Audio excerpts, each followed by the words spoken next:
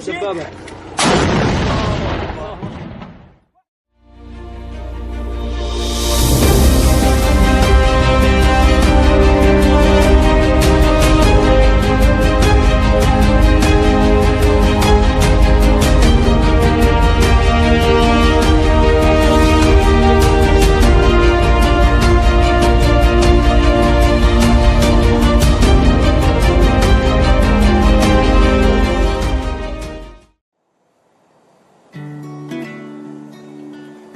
I grew up in Dalton, Massachusetts. Once I graduated and I had my degree, you really just try to get settled in somewhere with working with the species that you want to work with. I really love working with water birds like pelicans, for instance. I knew of this place and have known about this place for quite a few years. Thankfully, this position had opened up. Now I just work with birds all the time.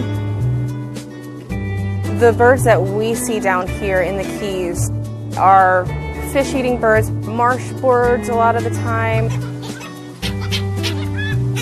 We take in injured, orphaned wildlife, and we rehabilitate them until they are to the point where they can be released, and then we do that at that point in time.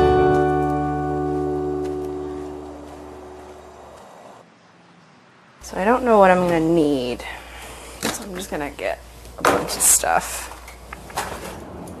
So we are a nonprofit organization. We are split into two different facilities. The hospital location is where we take in injured, orphaned wildlife. They really don't have anyone on their side but us. My, purpose in being here is to really try to be the best advocate I can be for the birds that come through.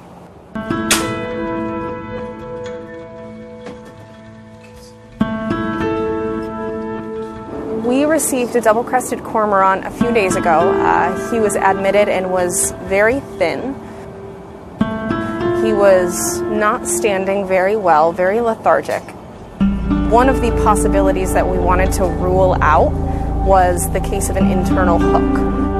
We're putting him under anesthesia so we can get an x-ray, and so that he's not flailing around while we're trying to get the x-rays. There are quite a few cases we see per year that are hooked birds, ingested hooks, ripped pouches for pelicans. We see a lot with fish carcasses, so that is a human impact there.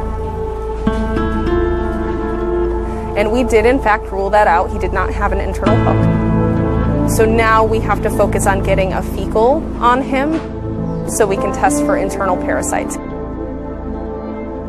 Because I am almost 100% positive he has some sort of internal parasites, and that's what's causing him to lose weight as so fast as he is.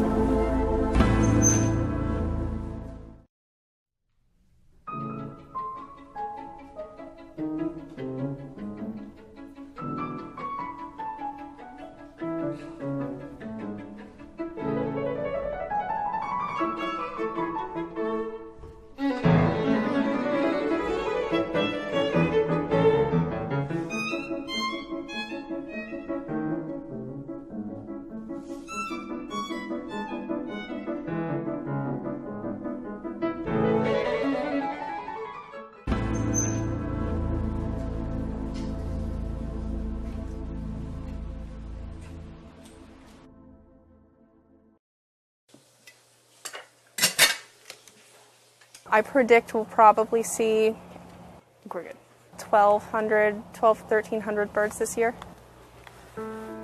The eastern screech owl, he was admitted last week. Ferocious. He is an adult.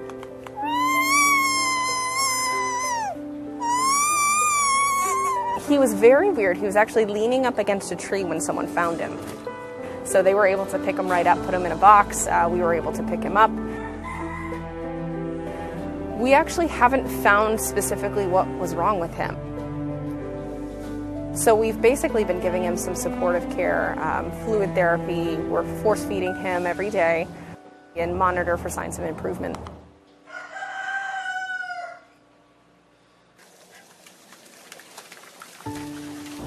The second facility we have is the sanctuary. So these are permitted birds that basically went through the rehabilitation process and were deemed non-releasable. Our visitors play a huge role in our organization. We are a nonprofit, and so we run entirely on donations and grant money. If the birds start to dwindle down, it'll really start to affect the ecosystem, all of the plant life. Any species you look at is going to be super important for any ecosystem they're in.